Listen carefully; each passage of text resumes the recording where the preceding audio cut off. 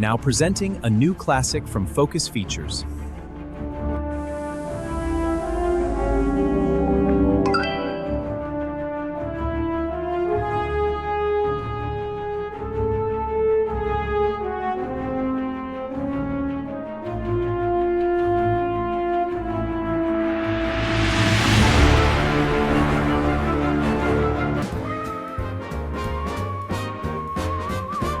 Smokin'.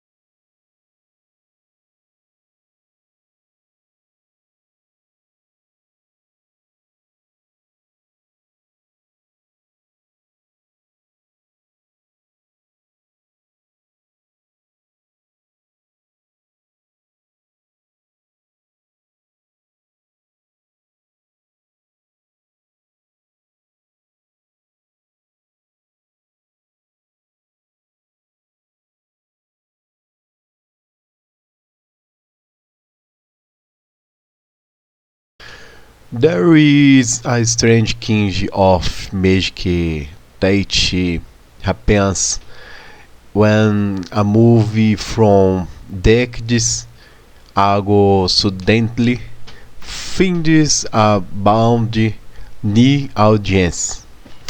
That is exactly what happened is the Máscara T-1994 comedy that turned Jim Carrey into one of the biggest stars of on the planet and introduced the world one actress Named Cameron Diaz. When the film is faced on a major streaming platform, each day to jet prolific views from nostalgic parents went to relive it should do world. It shot straight to the top of the most watched titles. It got people talking again about a story that is now more than 30 years old. And it reminded a whole new generation why this strange, colorful, rubber-faced comedy became such a cultural phenomenon in the first place. But why does a movie about a man who puts on a magical green mask and turns into a cartoon-like superhuman trickster still hit so hard today? Why do people keep coming back to it, quoting its lines, sharing clips, and arguing online about its ending and its message? To understand that, we need to slow down and actually look closely at what this film is doing underneath all the color and the chaos, because there is a lot more going on in The Mask than most people give it credit for. Let's start with where this story actually came from, because the film we know is very different from its original source. The Mask began life as a comic book published by Dark Horse Comics. Created by Mike Richardson, with art by John Arcudi and Doug Mahnke, that comic was nothing like the family-friendly party animal we see in the movie. The comic version of The Mask was violent, brutal, and disturbing. It leaned into horror and dark humor, showing a character whose power came from an ancient and cursed object, one that turned its wearer into something closer to a homicidal monster than a lovable prankster. When Hollywood decided to adapt it, the studio and director Chuck Russell made a very deliberate choice to soften almost everything about the concept. They kept the core idea, a mask that unleashes a person's hidden desires and impulses, but they filtered it through slapstick comedy, cartoon physics, and a much gentler moral compass. This decision completely changed the DNA of the story, and it is worth pausing on that because it tells us something important about how Hollywood takes dark, adult material and reshapes it into something that can sell popcorn and toys. The film keeps just enough of the original edge to feel a little dangerous, a little unpredictable, but it wraps that edge in comedy so thick that audiences of all ages could enjoy it without feeling truly disturbed. This balancing act between danger and comfort is actually one of the smartest things about the film, and it is part of why it aged so well. It never fully commits to being scary, but it never fully sands down its weirder impulses either. Now, let's talk about what actually happens in the story, in broad strokes, because the plot is deceptively simple on the surface, but carries a surprising amount of emotional weight if you pay attention. Stanley Ipkiss is a mild-mannered bank clerk living in the fictional town of Edge City. He is polite, almost to the point of being invisible, constantly pushed around by his landlady, mocked by co-workers, and generally treated like a doormat by the world around him. He is the kind of character we have all met, or maybe even recognized in ourselves at some point. Someone who is fundamentally kind, but who has been taught by life and by repeated disappointment to shrink himself down so he does not take up too much space or cause too much trouble. Then one night, quite by accident, he discovers an old wooden mask that is washed up near the docks. Almost as a joke, curious, and a little bored, he puts it on. What happens next changes his life completely. The mask transforms him, at least temporarily, into a green-faced, sharply dressed, wildly energetic being who can bend the laws of physics, shift into cartoon logic, pull weapons out of nowhere, and say and do whatever he wants without a shred of hesitation or shame. This transformed version of Stanley becomes an instant local legend, celebrated on the news as a mysterious masked vigilante/troublemaker who robs a bank in a strange, almost playful heist, dazzles a nightclub crowd with an outrageous dance number, and generally turns the sleepy monotony of Stanley's life completely upside down. At the same time, the story introduces us to Tina Carlisle, a nightclub singer played by Cameron Diaz in her very first film role, an entrance into Hollywood that immediately made her one of the most talked-about new faces in the industry. Tina is smart, self-aware, and far more complicated than the typical love interest we might expect from a comedy like this. She is dating Dorian Tyrell, a smooth-talking gangster who runs the local crime scene with a mixture of charm and brutality.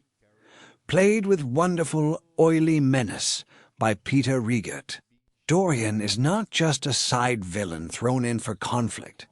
He actually represents something crucial to the story's themes, which we will get into shortly. As Stanley, in his masked form, becomes more entangled with Tina and with Dorian's criminal operation, the story escalates from playful mischief into something with real stakes, because Dorian eventually gets his hands on the mask himself. And when a genuinely cruel and ambitious man gains access to unlimited power without restraint, the results are far more frightening than anything Stanley ever did while wearing it. Running alongside all of this is Lieutenant Kellaway, a police detective determined to catch whoever is behind the string of strange incidents connected to the masked figure, providing a steady stream of comic relief while also representing the ordinary, rule-following world, trying to make sense of something that defies logic entirely. And then there is Milo, Stanley's loyal dog, who ends up being far more important to the plot than a family pet usually would be in a film like this, in ways that reward attentive viewers by the time the story reaches its climax. Now, here is where we get into the heart of why this film still resonates so strongly. And it comes down to one very simple, very old idea, dressed up in bright green face paint and cartoon absurdity. The Mask is, at its core, a story about repression and release. Stanley Ipkiss is a man who has spent his entire life following rules, being polite, being cautious, and holding back every impulse that might get him into trouble or make him seem too loud, too confident, or too much. This is a deeply relatable condition. Almost everyone has felt, at some point, like the polite version of themselves that shows up to work, to family gatherings, to everyday social situations, is only a fraction of who they actually are inside. We all carry desires, frustrations, jokes we do not tell, opinions we keep quiet, anger we swallow, and confidence we do not show because we have learned that showing it comes with consequences. The mask, in this story, functions as a physical, magical shortcut past all of that social conditioning. It does not give Stanley new abilities so much as it removes his inhibitions completely, unlocking a version of himself that has always been there underneath the surface, just buried under decades of learned politeness and fear of judgment. This is essentially a modern retelling of the psychological concept of the ID, the raw, impulsive part of the human psyche that wants what it wants without concern for social rules or consequences, being temporarily allowed to run the show while the more cautious, socially conditioned ego takes a back seat. This is why the transformation sequences in the film feel so satisfying to watch, even today. There is something deeply cathartic about watching a character who has been quietly humiliated and overlooked suddenly become impossible to ignore, suddenly able to say the thing he actually wants to say, do the thing he actually wants to do, without fear. The film taps into a universal fantasy, the idea that somewhere inside each of us there is a bigger, bolder, funnier, more confident version of ourselves just waiting for permission to come out. And this is not a new idea at all. Ancient mythology across many different cultures has long featured the mask, quite literally as a symbol of transformation, of stepping outside your normal identity and becoming something else entirely, whether that be a god, a spirit, a trickster, or a completely different version of a person. The film even nods directly to this tradition by tying its magical mask to Norse mythology, specifically to Loki, the trickster god known for chaos, transformation, and mischief. This is not a small detail. It tells us that the filmmakers understood exactly what kind of archetype they were working with. Loki is not a villain in the traditional sense in most of the old stories. He is chaotic and unpredictable, sometimes helpful and sometimes harmful, a figure who exists to disrupt order and force change, whether that change is welcome or not. By connecting their goofy, green-faced hero to that ancient trickster lineage, the filmmakers gave their comedy a surprisingly rich mythological backbone, one that explains why the character feels timeless rather than like a random product of 1990s special effects technology. It is also worth spending real time on Jim Carrey's performance here, because this film could not work with just any actor in the lead role. Carrey had already shown flashes of his physical comedy talent in earlier roles, but The Mask, released in the same incredible year as Dumb and Dumber and Ace Ventura: Pet Detective, was really the moment the world understood that his body seemed to be made of rubber, that his face could contort into expressions that felt genuinely cartoonish, and that he had a rare gift for combining manic physical energy with real comic timing. What makes his performance in this film especially impressive is the technical challenge behind it. Long before most digital effects were common in mainstream cinema, Industrial Light and Magic, the visual effects company founded by George Lucas, used this film as a major proving ground for early computer-generated imagery combined with traditional practical effects. The eye-popping moments, the tongue rolling out like a red carpet, the jaw dropping to the floor, the heart literally pounding visibly out of his chest.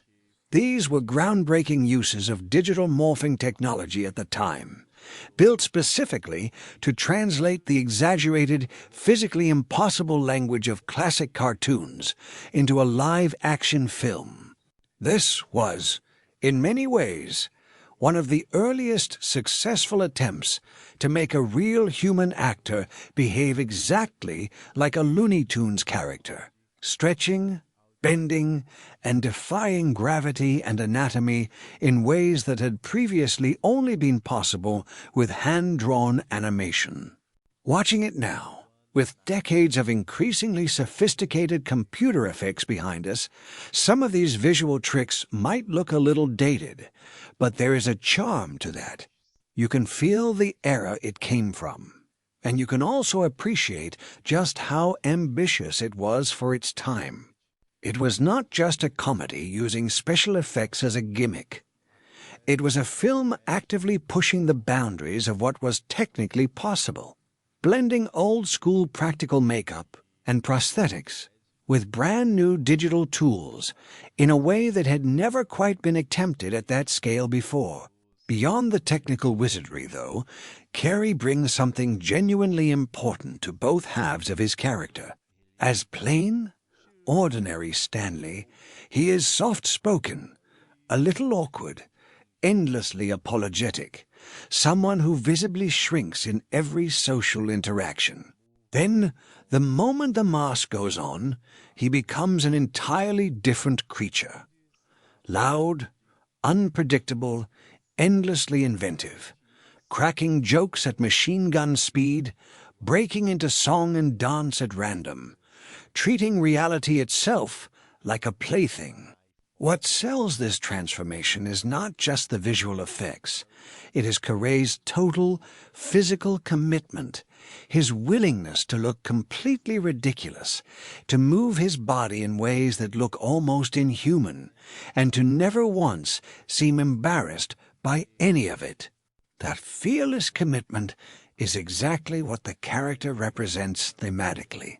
The mask is freedom from embarrassment, freedom from self-consciousness, and Cary's performance embodies that idea completely, because you can tell he is having the time of his life playing this role, refusing to hold anything back. Let's turn to Cameron Diaz's character, Tina, because she deserves more credit than she often gets in casual conversations about this film. On the surface, she could easily have been written as a fairly generic love interest, the pretty nightclub singer who exists mainly to be desired by both the hero and the villain. But the film gives her more agency than that setup might suggest. Tina is aware of her situation with Dorian. She is not naive about who he is or what kind of danger surrounds him. And she makes her own choices throughout the story rather than simply waiting to be rescued. She is drawn to the masked version of Stanley, initially because of his confidence and charisma. But the story is smart enough to eventually have her connect with the real Stanley underneath, suggesting that what actually makes someone attractive or worth caring about is not a magical transformation, but the genuine kindness and decency that was always there, just hidden beneath layers of shyness and self-doubt. This is a fairly mature idea to embed inside such a broad, colorful comedy. The notion that confidence is attractive, yes, but that real connection requires something more lasting than a magical performance of confidence. Diaz brings a natural warmth and sharp comic instinct to the role, and it is easy to see, watching this film now, exactly why she became a major star almost overnight. There is an effortlessness to her screen presence that stands out even in her very first film role. And she holds her own comfortably against Cary's much bigger, more manic performance style, which is not an easy thing to do. Now let's talk about Dorian Tyrell, the film's antagonist, because he is where the film's central theme gets tested most directly. If Stanley represents a good-hearted, decent person who happens to gain access to overwhelming power, Dorian represents the opposite scenario, a genuinely cruel, ambitious, and violent man who gains that exact same power. This contrast is the entire moral engine of the film. The mask itself is not good or evil. It does not have its own agenda or morality. It simply amplifies whatever is already inside the person wearing it. When Stanley wears it, his loneliness and frustration get expressed through mischief, romance, and showmanship. He robs a bank, sure, but he does it almost like a magic trick, more interested in performance than harm. And he uses his newfound power primarily to try to win Tina's affection and to finally feel seen and appreciated by the world around him. When Dorian wears it, however, all of his ruthlessness, his hunger for control, and his casual cruelty get magnified into something genuinely terrifying. Someone willing to use unstoppable power to eliminate rivals, seize control of the city's criminal underworld, and crush anyone standing in his way without a second thought. This contrast is what elevates The Mask beyond being just a silly comedy about a magic mask. It is quietly making an argument about power itself. The old idea that power does not corrupt a person so much as it reveals who that person already was underneath their normal social restraints. Give a fundamentally decent but repressed man unlimited freedom, and he will use it foolishly, awkwardly, sometimes selfishly, but ultimately in ways that are not truly harmful. Give a fundamentally selfish and violent man that same unlimited freedom, and the results become genuinely dangerous. This is a surprisingly thoughtful piece of moral architecture to build into what is, on its marketing surface, simply a wacky comedy vehicle for a rising comedic star. It is worth noting how the film handles its darker undertones without ever fully tipping over into horror, because that tightrope walk is part of its lasting charm. There are moments, especially once Dorian gets hold of the mask, where the tone shifts noticeably, becoming more tense, more genuinely threatening, closer in spirit to the comic book's original horror-influenced roots. But the film always pulls back before it goes too far. Always finds a way to insert a joke, a cartoonish sound effect, or a burst of slapstick absurdity, right when things threaten to become truly frightening. This tonal balancing act is actually quite difficult to pull off successfully, and it is one of the reasons the film has aged as well as it has. It never fully commits to being a children's movie, which would make it forgettable and simplistic, but it also never fully commits to being a dark thriller, which would alienate the broad, all-ages audience that made it such a massive box office success. It exists in this strange, energetic middle ground, and that middle ground is exactly why it works. Let's also spend a moment appreciating the film's supporting elements, because so much of what makes The Mask memorable comes from small details layered throughout the story. Take Milo, Stanley's dog, for example. In a lesser film, the family pet would just be there for a few cute reaction shots. Here, Milo actually becomes an important part of the plot's climax, demonstrating unexpected competence and courage in ways that pay off earlier comedic setups. This kind of narrative efficiency, where seemingly minor comic elements actually matter later in the story, shows a level of craftsmanship in the screenplay that often gets overlooked when people talk about this film purely as a showcase for special effects and physical comedy. Then there is Lieutenant Kellaway, whose comic frustration throughout the film provides a grounded, human perspective on just how bizarre and unbelievable the events unfolding around him actually are. He represents the audience's own disbelief, the voice constantly saying, essentially, none of this makes any sense, while everyone around him seems to just accept the increasingly absurd situation. This character type, The exasperated authority figure, trying and failing to impose logic onto chaos, is a classic comedic device, but it is executed here with enough energy and specificity that it never feels tired or generic. The film's visual style also deserves real credit. Director Chuck Russell and his creative team clearly took heavy inspiration from classic Tex Avery-style cartoons, the kind of exaggerated, anarchic animation from the golden age of Hollywood animation, where characters' eyes would pop out of their heads, jaws would drop to the floor, and physical logic would bend completely in service of a joke. Translating that specific style of visual comedy into live action, using a combination of practical effects, animatronics, and early digital technology, was genuinely ambitious for its time, and it gives the film a distinct visual personality that still stands out today. Even now, when audiences have access to far more advanced digital effects, there is something charming and specific about the particular brand of cartoon logic this film commits to. It does not just want to show a superpowered character. It wants to show a character who has literally become a living cartoon, complete with all the impossible physical comedy that implies.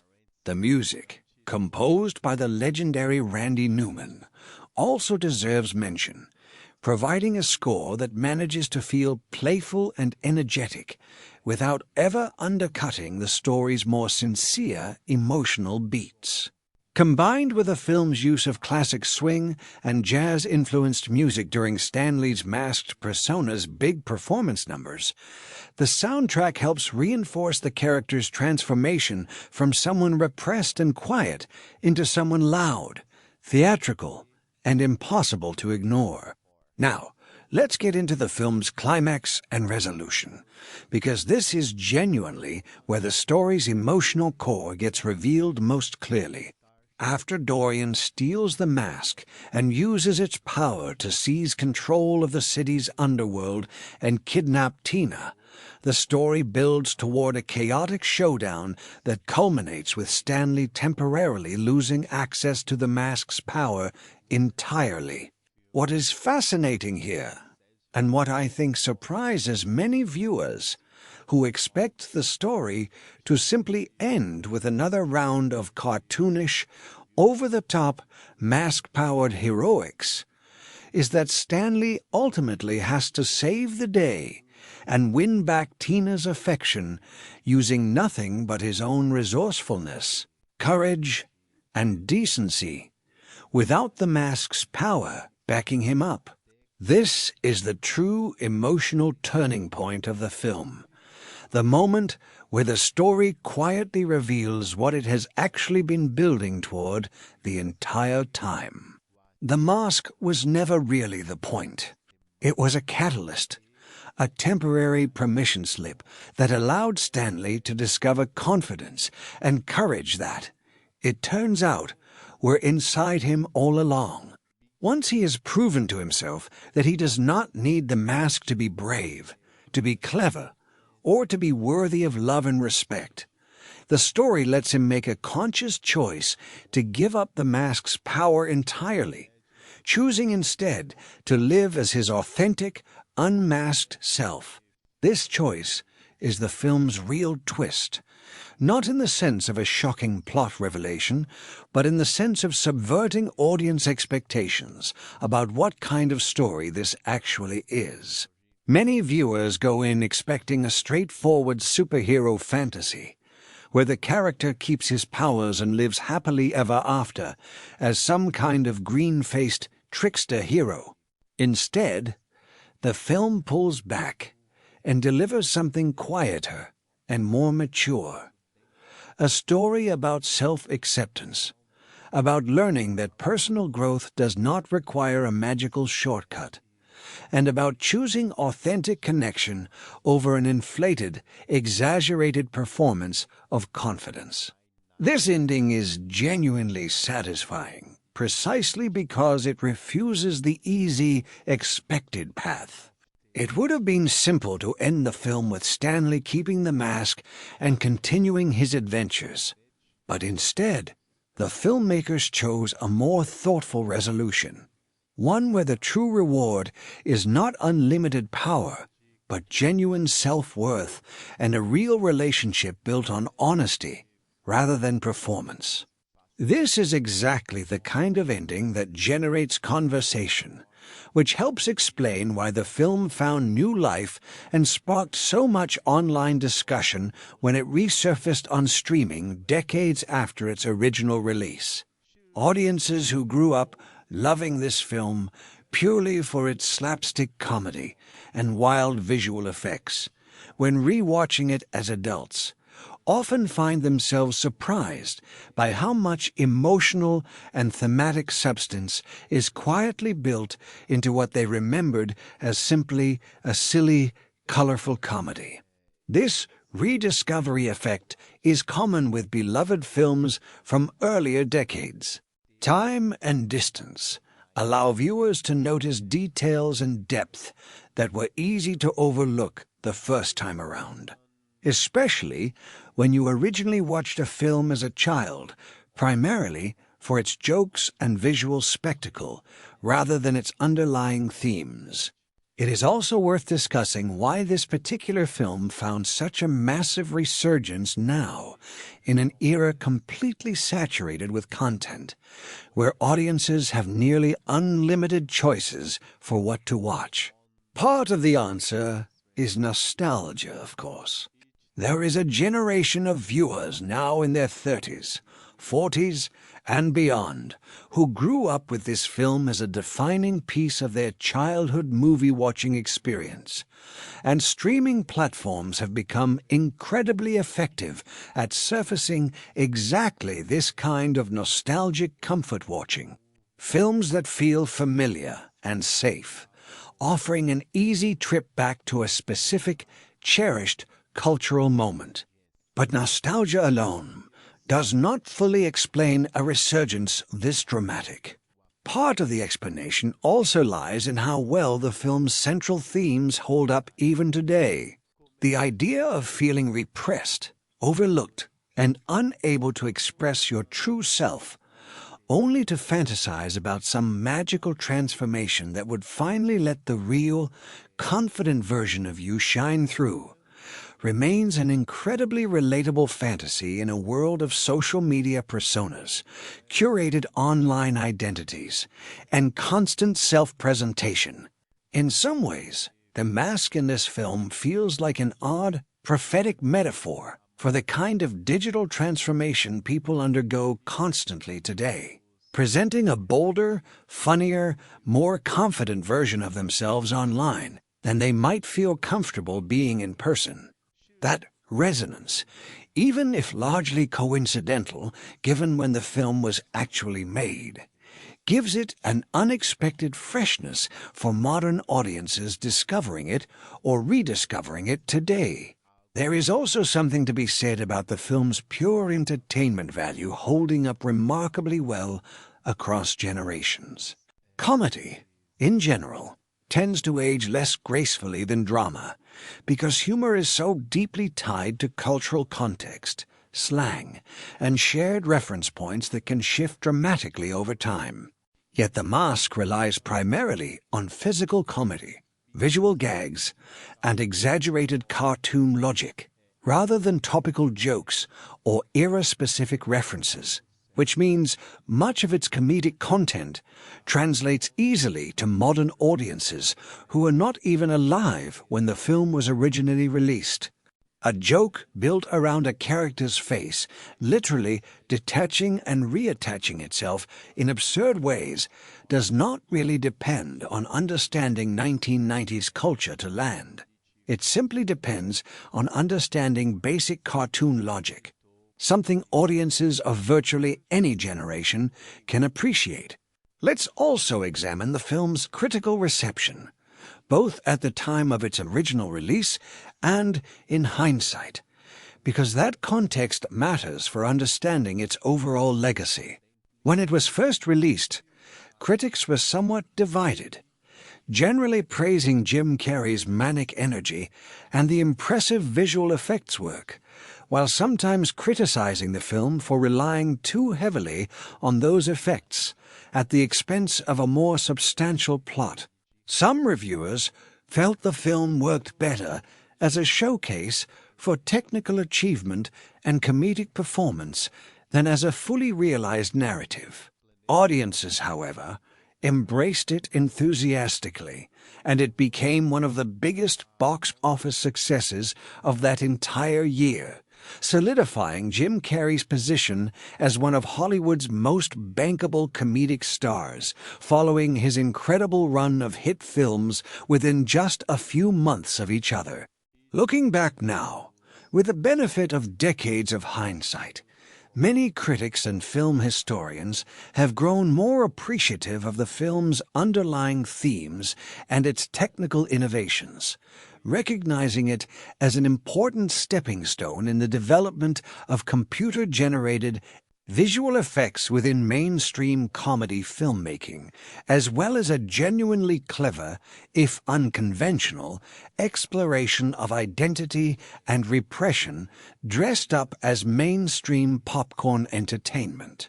The film's success also led to attempts to extend its legacy, most notably through a sequel released years later that focused on a different storyline involving Stanley and Tina's baby son inheriting the mask's powers. That sequel was widely considered a critical and commercial disappointment, largely because it abandoned much of what made the original film work, replacing genuine character development and thematic depth with a much broader, less thoughtful approach to comedy. This failed follow-up actually reinforces just how special the original film's specific combination of elements truly was. The perfect alignment of Jim Carrey at the exact right moment in his career. A genuinely clever screenplay, balancing comedy and emotional substance. Groundbreaking visual effects work that felt fresh and exciting rather than gimmicky, and a director confident enough to blend cartoon logic with real emotional stakes. Recreating that exact alchemy proved much harder than simply reusing the same basic premise. A lesson Hollywood has learned repeatedly whenever it tries to manufacture lightning in a bottle a second time, using a different cast and creative team. Beyond its own direct sequel, The Mask's influence can be seen more broadly across 1990s and early 2000s comedy filmmaking, particularly in how it demonstrated that combining cutting-edge visual effects with broad physical comedy could be both critically interesting and massively commercially successful. It helped pave the way for a wave of films that similarly blended fantastical premises with grounded emotional stories, using visual spectacle not just as an end in itself, but as a tool for exploring character transformation and personal growth. It also stands as an important marker in the broader history of computer-generated imagery in film, frequently cited alongside other pioneering 1990s films as an example of how digital effects technology rapidly evolved during that specific era. Moving from a novelty used sparingly in big-budget science fiction films toward a more versatile tool that could be applied even within mainstream comedy filmmaking. Let's return one more time to the emotional heart of this story, because I think it deserves real emphasis, given how much people connect with it even today. Stanley Ipkiss's journey, at its core, is about learning that you do not need to become someone else entirely in order to be seen, valued, and loved. The film could have easily ended with a simple message suggesting that confidence and charisma are what truly matter, implying that Stanley's real value only emerged once he put on the mask and became bold and entertaining. Instead, the story goes out of its way to reject that easy lesson, ultimately showing that real courage means facing the world honestly as yourself, without hiding behind a performance, whether that performance comes from a magical mask or simply from putting on a confident mask of behavior in everyday life. This message, that authentic self-acceptance matters more than an exaggerated performance of confidence, is a surprisingly mature and resonant theme to find at the center of a mainstream 1990s comedy built around rubber-faced slapstick and wild visual effects. It is also worth acknowledging just how unusual it is for a film built primarily around visual spectacle and physical comedy to still be discussed today in terms of its themes, rather than purely as a nostalgic curiosity or a showcase of dated special effects. Plenty of films from that same era, built around similarly flashy visual gimmicks, have faded almost entirely from cultural memory, remembered only vaguely as products of their specific technological moment. The fact that The Mask continues to spark genuine conversation about identity, repression, power, and self-acceptance speaks to just how carefully its themes were woven into what could have easily been a completely disposable piece of mid-90s entertainment. Given all of this, it becomes much easier to understand exactly why this film found such an enthusiastic new audience when it resurfaced on a major streaming platform decades after its original theatrical release. It offers something genuinely rare, a piece of nostalgic, colorful, high-energy entertainment that still holds up as legitimately funny and visually inventive, combined with a surprisingly thoughtful emotional core that rewards viewers who choose to look a little deeper than the surface-level comedy. It works perfectly as pure comfort viewing for anyone simply looking for an entertaining hour and a half of manic energy and visual creativity, while also offering something more substantial for viewers interested in unpacking its themes around identity, repression, and self-acceptance. That rare combination, broad, accessible entertainment layered with genuine thematic depth, is exactly the kind of quality that allows films to transcend their specific era and continue finding new audiences decades later. Let's dig a little deeper into the comparison between the film and its comic book origins, because understanding what was cut away tells us just as much as understanding what was kept. In the original comic, the mask is closer to a genuine curse than a gift. The character who wears it in that version does not become a charming trickster who wins the girl and eventually chooses to give up his power for love. Instead, the comic leans hard into body horror and unrestrained violence, portraying the mask as something that essentially erases the personality of whoever wears it and replaces it with something closer to a force of pure destruction. There is very little redemption in that original material, very little warmth, and almost no interest in exploring the wearer's inner life or emotional journey. When the studio picked up the rights, there was clearly a decision made very early on that none of that tone would survive the transition to a mainstream studio picture aimed at a broad audience.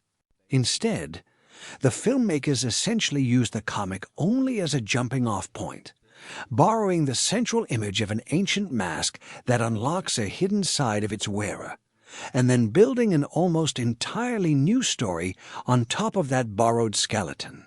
This kind of loose adaptation, where a film keeps only the central hook of its source material while completely reinventing everything else, was actually fairly common during this era of comic book adaptations, long before superhero cinema became as reverent towards source material as it often is today. It is interesting to consider how differently audiences might have reacted if the studio had tried to stay faithful to the comic's darker tone, releasing something closer to a horror film than a comedy. It almost certainly would not have become the massive mainstream hit that it did, and it likely would not have had nearly the same cultural staying power, because horror films from any given decade tend to feel more dated and less universally rewatchable than broad, character-driven comedies. By choosing comedy over horror, the filmmakers essentially guaranteed the film a much longer shelf life. And in hindsight, that decision looks like exactly the right one. It is also worth thinking about this story within the broader tradition of transformation narratives, a category of storytelling that goes back centuries and spans nearly every culture on Earth. The most obvious literary comparison is the classic tale of the mild-mannered man who discovers a way to unleash a hidden, more dangerous, or more liberated version of himself, most famously explored in the 19th century story of the respectable doctor who develops a potion that transforms him into a chaotic alter ego free from social restraint. That older story is generally read as a warning, a cautionary tale about the dangers of suppressing our darker impulses too completely, only for them to burst out in far more destructive ways once given the chance. The Mask borrows the basic shape of that idea. A repressed man discovers a method of transformation that unlocks his suppressed impulses, but it flips the emotional conclusion almost completely. Rather than ending in tragedy and destruction, this story ends in growth and healing. Stanley's hidden side is not some monstrous, evil force waiting to escape and cause harm. It is simply confidence, charisma, and a hunger for genuine connection that has been buried under years of social anxiety and low self-worth. This reframing matters a great deal because it turns what could have easily been another cautionary tale about the dangers of unleashing our repressed impulses into something much more optimistic and encouraging, suggesting that what many of us are actually suppressing is not something dangerous or shameful, but something joyful and worth expressing, if only we can find safe and healthy ways to let it out. That distinction between a story that warns us to keep our hidden selves locked away forever and a story that encourages us to find healthier ways to express our authentic selves is a meaningful difference in perspective, and it helps explain why audiences tend to walk away from this film feeling uplifted rather than unsettled. There is also a very specific cultural context worth considering here, related to ideas about masculinity that were circulating throughout American culture during the early 1990s. Stanley Ipkiss, in his ordinary form, represents a kind of masculinity that was often mocked or dismissed during this era. A gentle, non-confrontational, somewhat passive kind of man who avoids conflict, apologizes constantly, and struggles to assert himself in almost any situation, whether at work, in his personal relationships, or simply navigating everyday interactions with strangers. This type of character was frequently played for pity or ridicule in comedies of this period. Treated as someone who needs to toughen up, assert himself more aggressively, and essentially become louder and more dominant in order to be taken seriously or to win the affections of an attractive love interest. On the surface, The Mask seems to follow that exact same pattern, transforming its shy, passive protagonist into a loud, aggressive, endlessly confident alter ego who gets everything he wants simply by being bold and unashamed.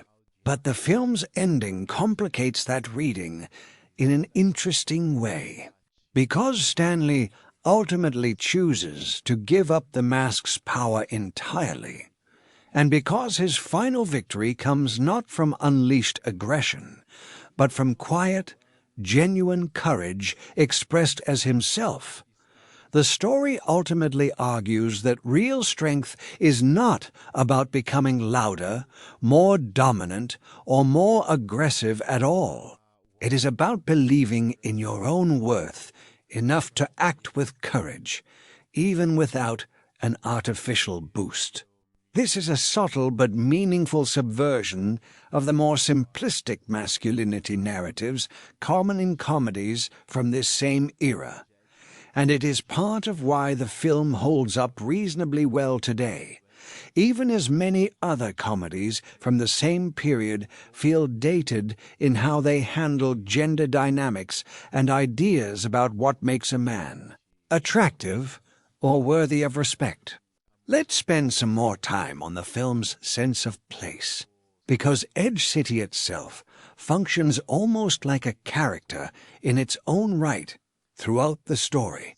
It is depicted as a slightly exaggerated, slightly heightened version of a typical American city, filled with noir-influenced lighting, shadowy alleyways, glowing neon signs, and an atmosphere that borrows heavily from classic detective films of the 1940s, while injecting it with a much more colorful, almost theatrical energy once the mask enters the picture.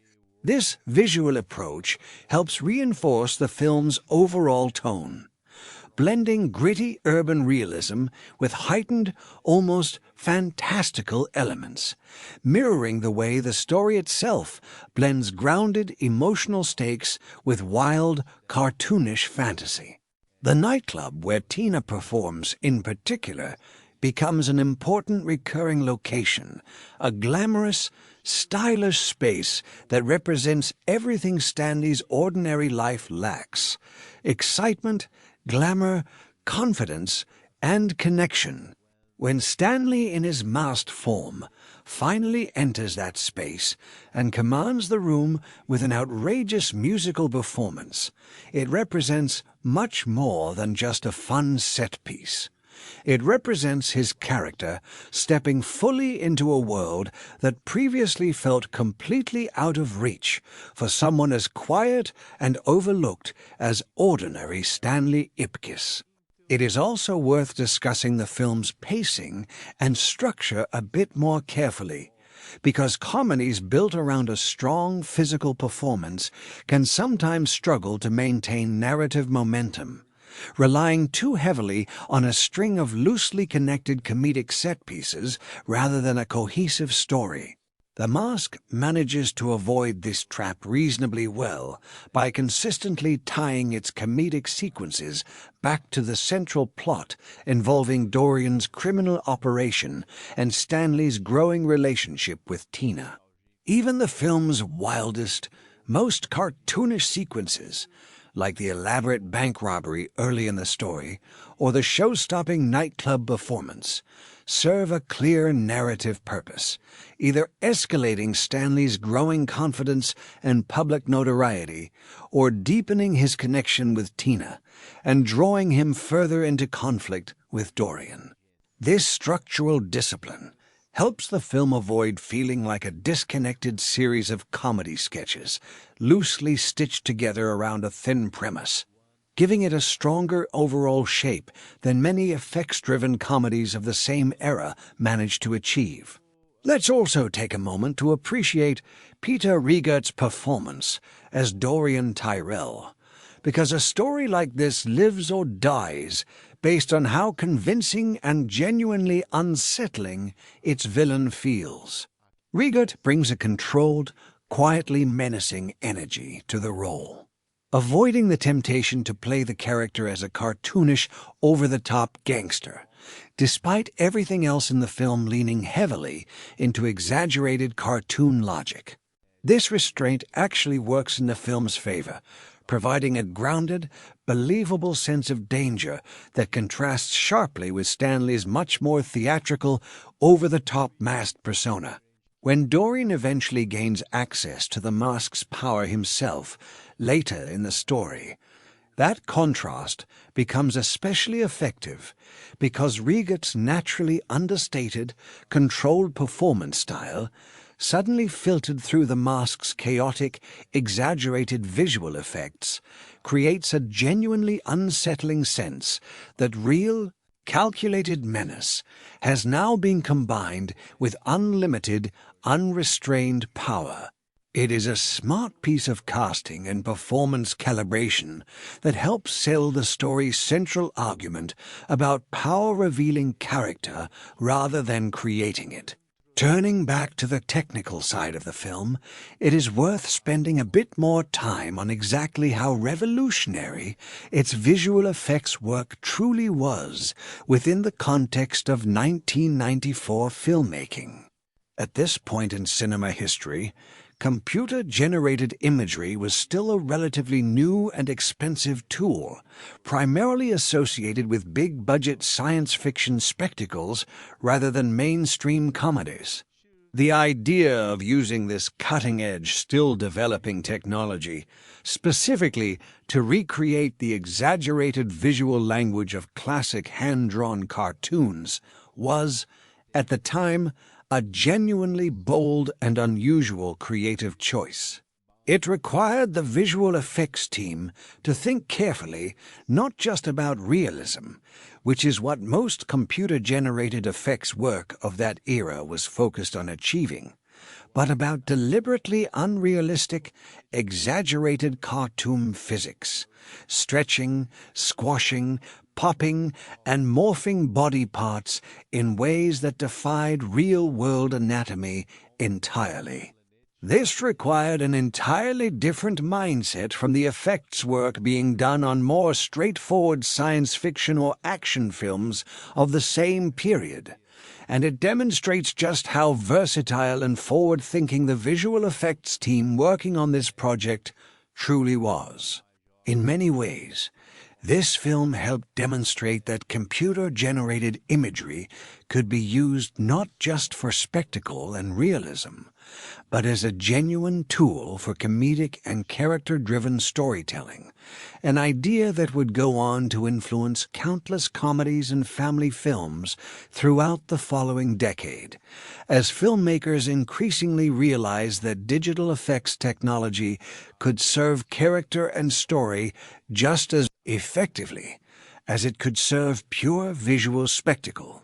Now, thinking about the film's box office and commercial impact more specifically, it is worth remembering just how unusual it was for a single actor to have as dominant a year as Jim Carrey did around this exact period. Within an extraordinarily short window of time, Carrey appeared in 3 enormous box office hits that each showcased a slightly different facet of his comedic talent.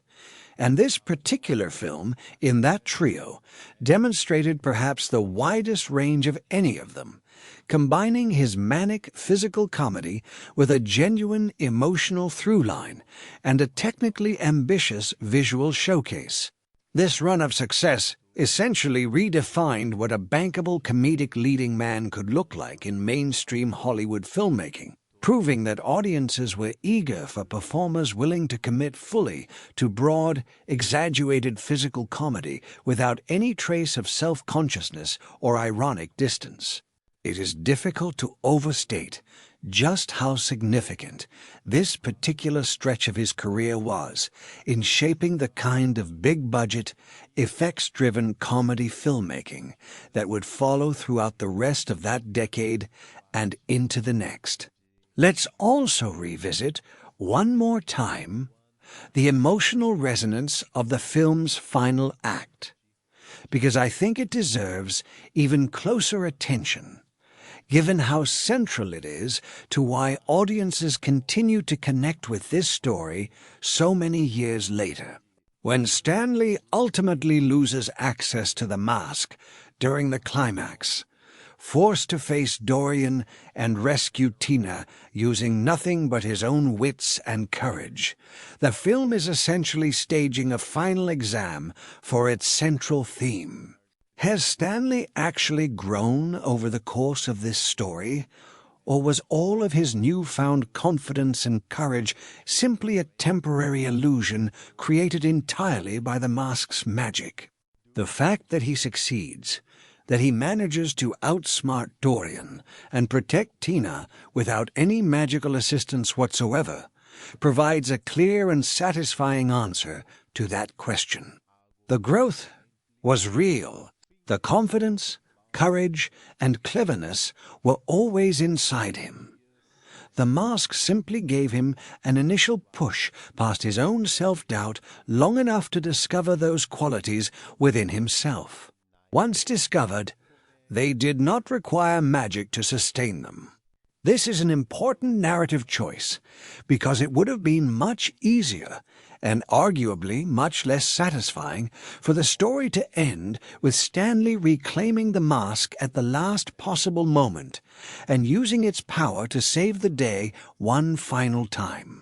Instead, by stripping away the magic entirely during the story's most critical moment, the filmmakers ensure that the resolution feels earned rather than convenient, reinforcing the idea that Stanley's true transformation was internal and permanent, not something dependent on an external magical object.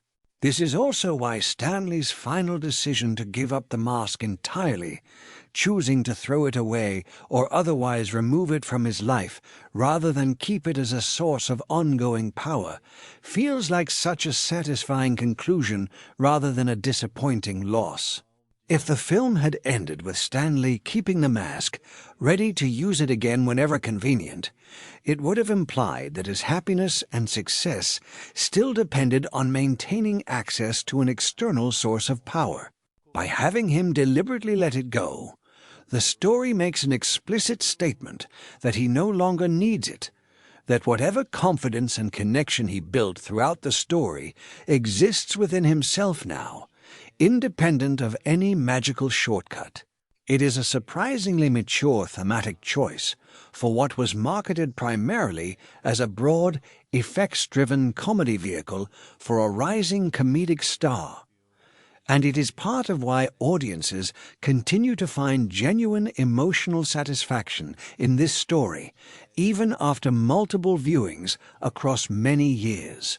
Given everything we have discussed, it becomes clear that the film's massive resurgence on streaming platforms decades after its original release is not simply a random fluke of algorithm-driven recommendation systems or nostalgic curiosity. It reflects something deeper about the enduring quality of well-constructed, thematically rich entertainment, even when that entertainment is wrapped in bright colors, wild visual effects, and broad physical comedy. Audiences discovering or rediscovering this film today are responding not just to nostalgia, but to a genuinely well-told story about repression, self-acceptance, courage, and the difference between authentic confidence and an artificially performed version of it. These themes remain just as relevant today as they were when the film was first released, perhaps even more so in a cultural moment defined by curated online personas, social media performance, and constant pressure to present an idealized, more confident version of ourselves to the world. It is also worth acknowledging how the film continues to generate lively discussion online, with viewers debating everything from the ethics of Stanley's masked persona's behavior early in the story, to whether Tina deserves more credit for her own agency within the plot, to detailed breakdowns of exactly how the visual effects team achieved specific transformation sequences using the technology available at the time. This kind of sustained, detailed engagement, happening decades after a film's original release, is a strong indicator of genuine cultural staying power.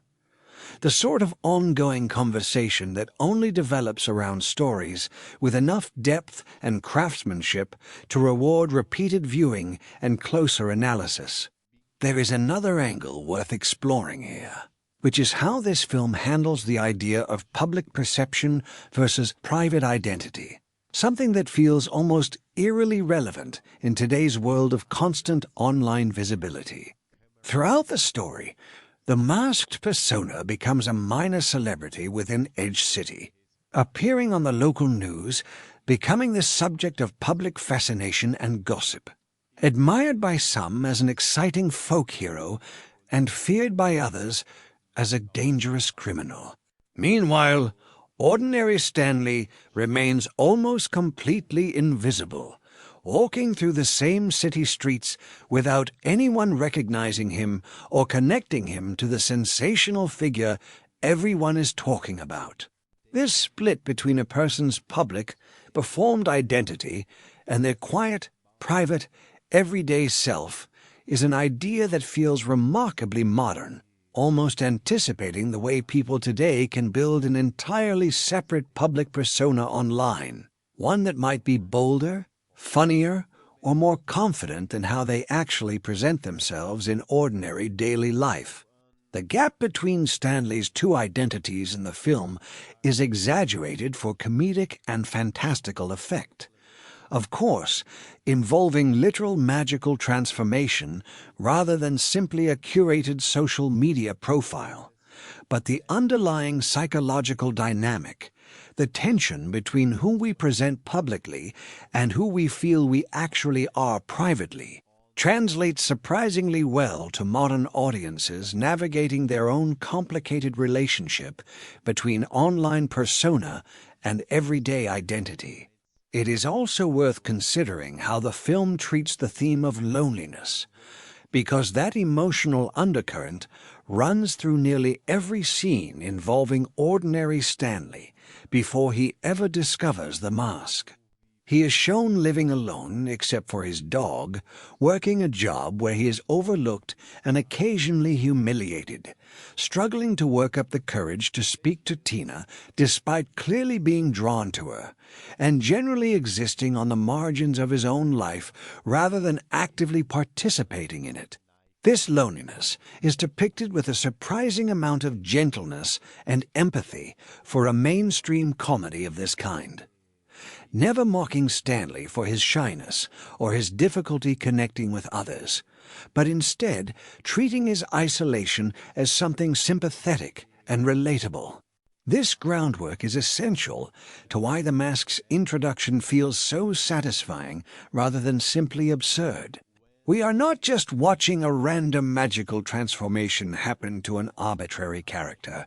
We are watching someone who has been quietly starving for connection and recognition finally get a chance, however strange and magical that chance might be, to feel seen and appreciated by the world around him.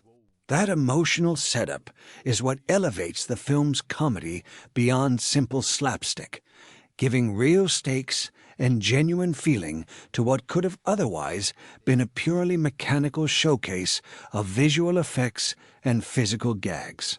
Let's also spend a little time discussing how this film fits into the broader landscape of 1990s family entertainment, a decade that produced an enormous number of films built around Fanta, wish-granting genies, body swapping, age transformation, or various other fantasy devices that allowed ordinary characters to briefly experience an entirely different kind of existence. This particular decade seemed unusually fascinated with stories exploring the gap between who we are and who we wish we could be, offering audiences a steady stream of films exploring exactly that fantasy from a wide variety of different angles. The Mask stands out within that broader trend by committing more fully than most of its contemporaries to genuinely unrestrained visual spectacle, using groundbreaking effects technology to make its central transformation feel more vivid, more physically extreme, and more genuinely surprising than many similar films managed to achieve using the more limited effects technology available to them.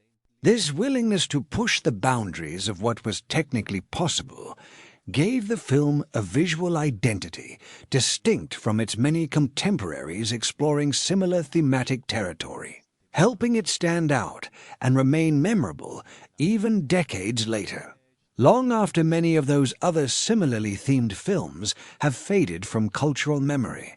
It is also worth pausing to appreciate just how tricky the tonal balancing act required for this story truly was from a screenwriting perspective. The film needed to convince audiences to genuinely care about Stanley's emotional journey and his budding relationship with Tina, while simultaneously delivering enough broad, high-energy physical comedy to satisfy audiences expecting a wild, cartoonish showcase for Jim Carrey's manic comedic talents. Balancing genuine emotional stakes against broad slapstick comedy is one of the hardest things to pull off successfully in mainstream filmmaking, because leaning too far in either direction risks alienating part of the audience, either boring viewers who came purely for comedy with too much unnecessary emotional depth, or undermining the story's emotional credibility by constantly interrupting sincere moments with disruptive jokes. The fact that this film manages to walk that tightrope successfully, delivering both wildly entertaining physical comedy and a genuinely affecting emotional core, is a testament to careful screenwriting and confident directing, even if that craftsmanship sometimes gets overshadowed in casual conversation by the film's flashier visual effects and Jim Carrey's larger-than-life comedic performance. Finally, let's consider what this film ultimately has to say to audiences discovering it today, whether for the very first time or through nostalgic rediscovery decades after their initial viewing. In a cultural moment defined by constant comparison, curated online personas, an enormous pressure to present an idealized, more exciting version of ourselves to a wider audience than ever before in human history, this story's central message feels almost quietly rebellious. It suggests that the confident, exciting, larger-than-life version of ourselves we sometimes wish we could become is not actually something separate from who we really are, waiting behind some kind of magical mask or curated online performance.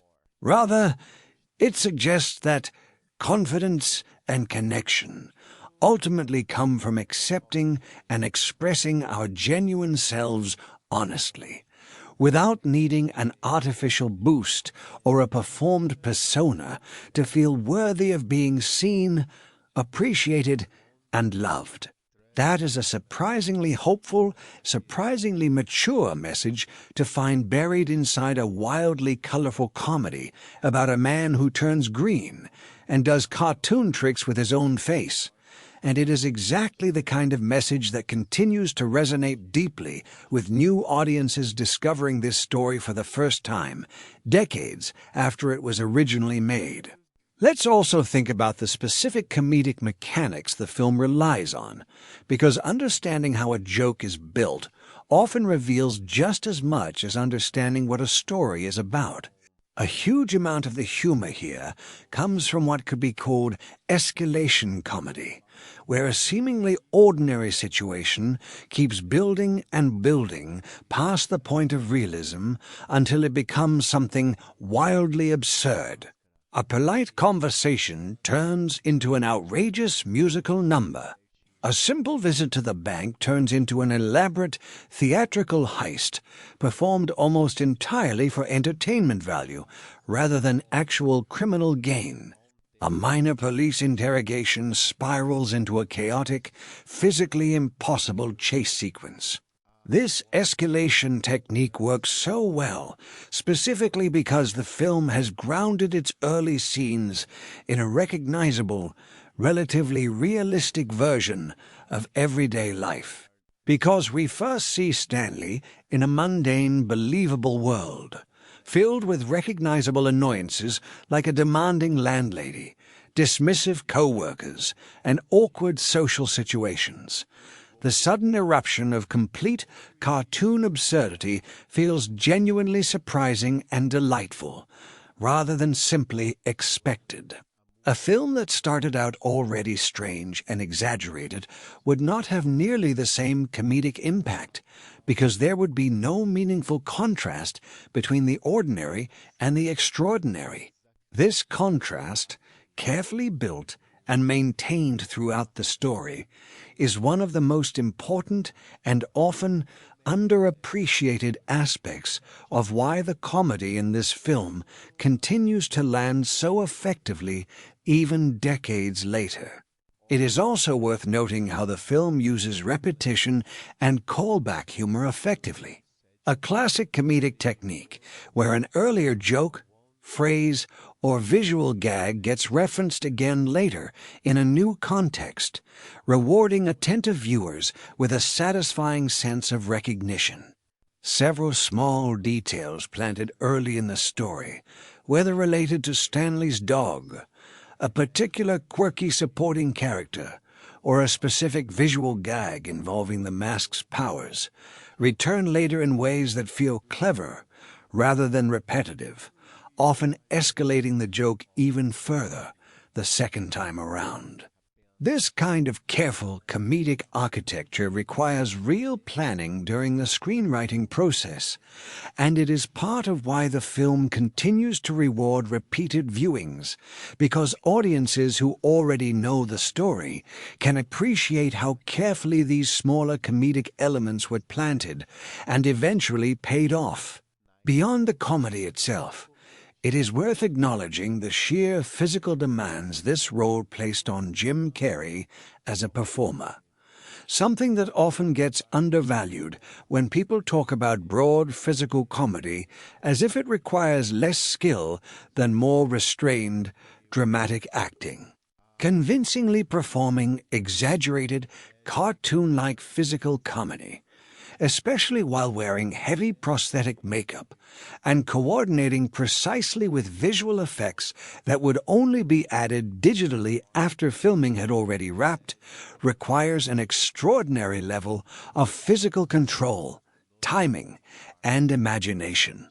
Carrey had to visualize, in the moment, exactly how his exaggerated movements would eventually be enhanced and exaggerated even further through digital effects work that had not yet been created, essentially performing half of the joke himself, while trusting that the visual effects team would complete the other half later during post-production.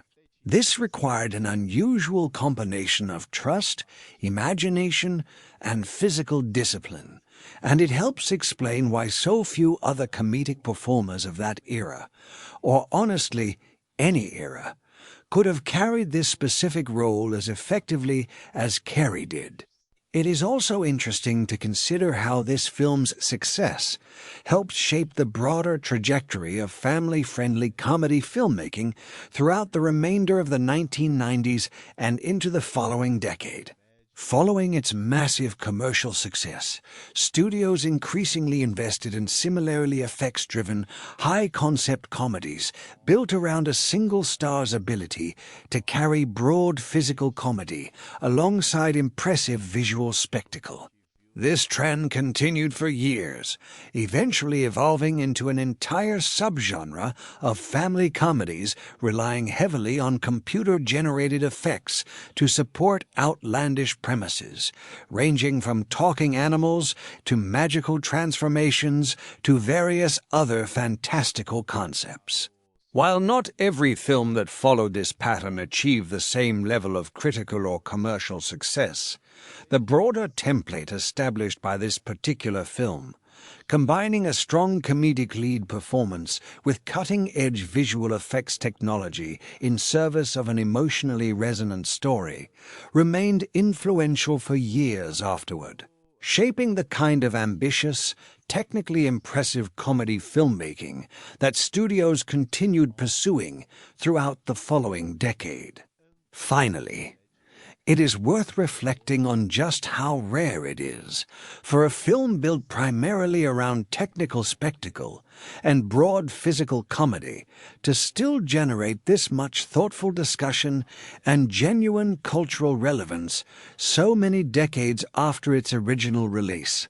Plenty of technically impressive films from any given era eventually become historical curiosities, admired mainly for their pioneering effects work, but otherwise largely forgotten as actual stories worth revisiting.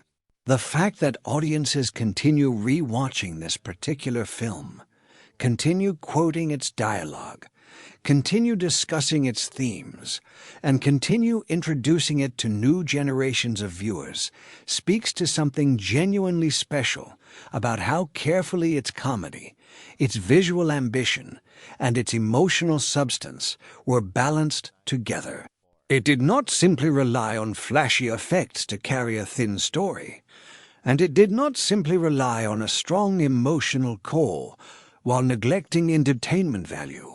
It successfully combined both elements into something that continues to feel fresh, funny, and surprisingly meaningful, even now, long after the specific effects technology that once made it feel so cutting-edge has been surpassed many times over by newer, more advanced tools.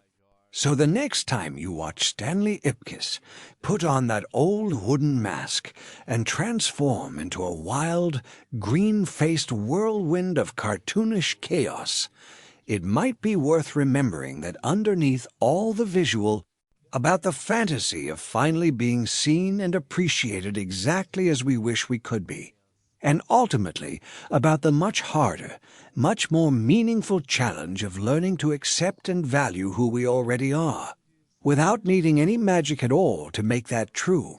That is a message that never really goes out of style, no matter how many decades pass, and it is exactly why this particular film, against all odds, continues to find brand new audiences who fall in love with it all over again. Smokin'.